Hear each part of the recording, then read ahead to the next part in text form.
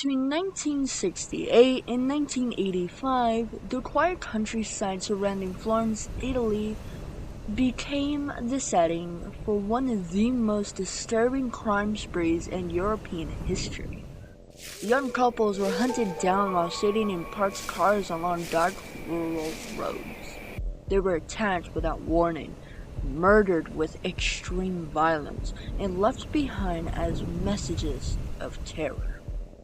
For nearly 2 decades, the killer struck again and again, always disappearing into the night, leaving behind almost no evidence and a trail of unanswered questions. Hey guys, quick shout out to D-Skay. If you like Lil Peep, Juice WRLD, and XX type of music, but are not looking for an exact copy, you can go listen to D. He makes some really great music. He's an underground artist, and he makes music from the heart, from his soul. So, I'm going to link all of his socials in the description and in the comments. Please go check him out if you are a fan of Juice WRLD, Lil Peep, MGK, and people like that. So, thank you so much to D-Skay for letting me shout you out. And I hope you grow big, man. Your music's incredible. Alright, let's get back to Monster of Florence. Police investigations collapsed. Suspects came and went, and the fear spread far beyond Tuscany.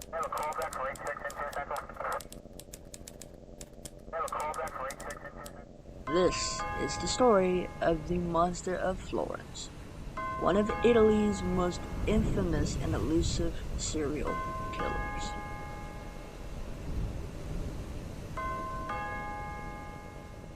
The region surrounding Florence is often associated with beauty and romance. Rolling hills, vineyards, narrow country roads, and small villages define the Tuscan landscape. In the 1960s and 1970s, these rural roads were popular with young couples seeking privacy away from crowded cities and watchful eyes. But this same isolation would soon turn deadly.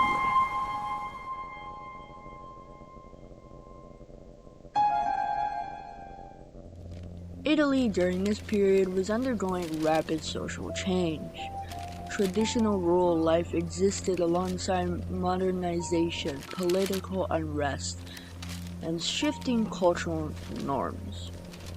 Cars gave young people new freedom, but that freedom often led them to secluded places with little visibility and no witnesses.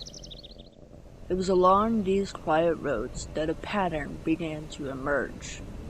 One that would terrorize Tuscany for nearly 17 years. The attacks were not impulsive. They were methodical, repeated, and shockingly brutal. Victims were stabbed, mutilated, and left in positions that suggested the killer wanted the scenes to be discovered. As fear grew, couples stopped parking along rural roads. Parents warned their children. Entire communities began to suspect that someone among them, someone familiar with these roads, was responsible. The first confirmed murders linked to the Monster of Florence occurred in August of 1968. A young couple was found shot inside their car on a rural road near Florence. At the time, the crime appeared isolated. No one yet understood what it represented. But over the next several years, similar attacks followed. The victims were almost always young heterosexual couples. They were usually sitting in parked cars, often at night in secluded areas. The killer approached quietly and struck with sudden, overwhelming violence. In later cases, the brutality escalated, involving stabbing and post-mortem mutilation. Investigators noticed patterns. The attacks often occurred during warmer months. The locations were remote, but familiar, suggesting that the killer knew the terrain well. And despite the savagery of the crimes, the killer left behind almost no usable forensic evidence. One of the most infamous attacks occurred in the late 1970s. A couple was discovered brutally murdered, their bodies positioned in a way that shocked even experienced investigators. The crime scene suggested control, patience, and a complete lack of panic on the killer's part. Each new murder intensified public fear. Police increased patrols, couples avoided rural areas, and media coverage exploded. Yet, despite years of investigations, stakeouts, and interrogations, the killer remains unidentified.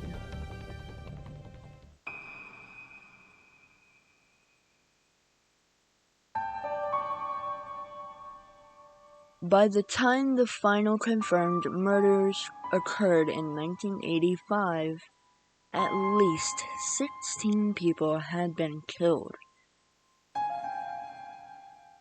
17 years had passed, and the monster of Florence was still free.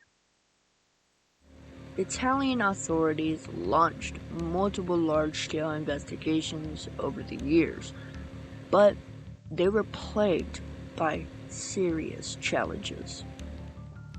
Jurisdictional confusion between police departments slowed their progress. Witnesses were scarce. Physical evidence was minimal, and public fear made cooperation difficult. Dozens of suspects were questioned, detained, or arrested. Some were local farmers. Others had criminal histories. A few were considered suspicious simply because they lived near the crime scenes or that they behaved oddly. One suspect in particular became the focus of intense scrutiny.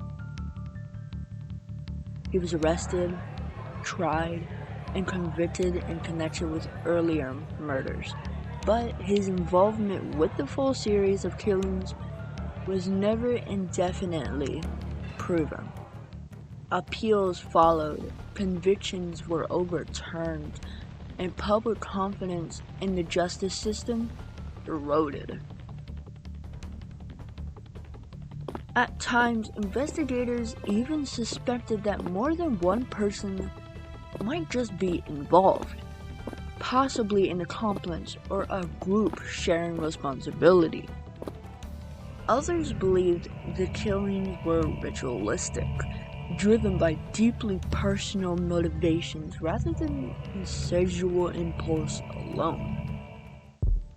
Despite years of arrests, interrogations, and trials, no suspect was ever conclusively linked to all the murders. Each apparent breakthrough eventually collapsed under scrutiny, leaving investigators back to where they started. The monster of Florence was becoming less of a person and more of a symbol, a shadow that could not be pinned down. As the killings continued, the Italian media gave the unknown murderer a name: Il Mostro di Florence, the monster of Florence.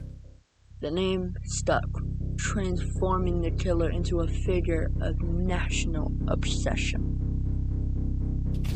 Newspapers published graphic descriptions, television programs speculated openly, Books and documentaries appeared while the case was still active.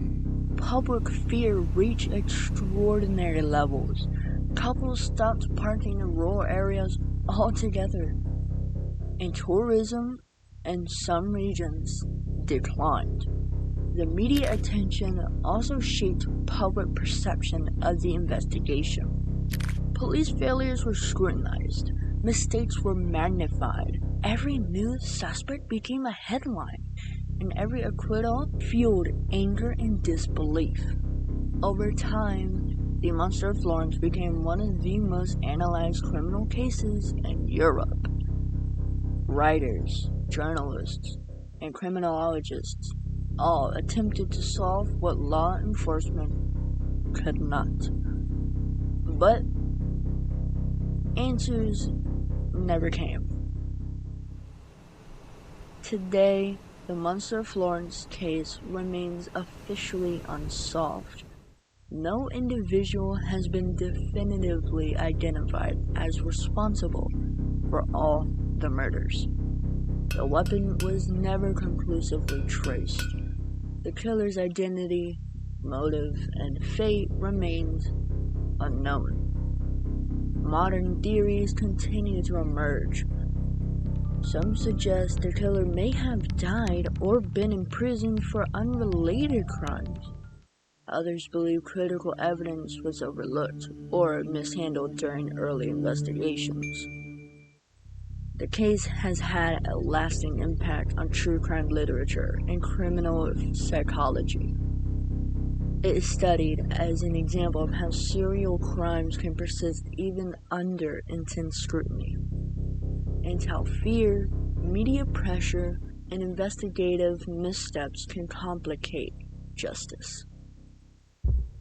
17 years of terror, 16 confirmed victims, dozens of suspects, and a mystery that refuses to be solved.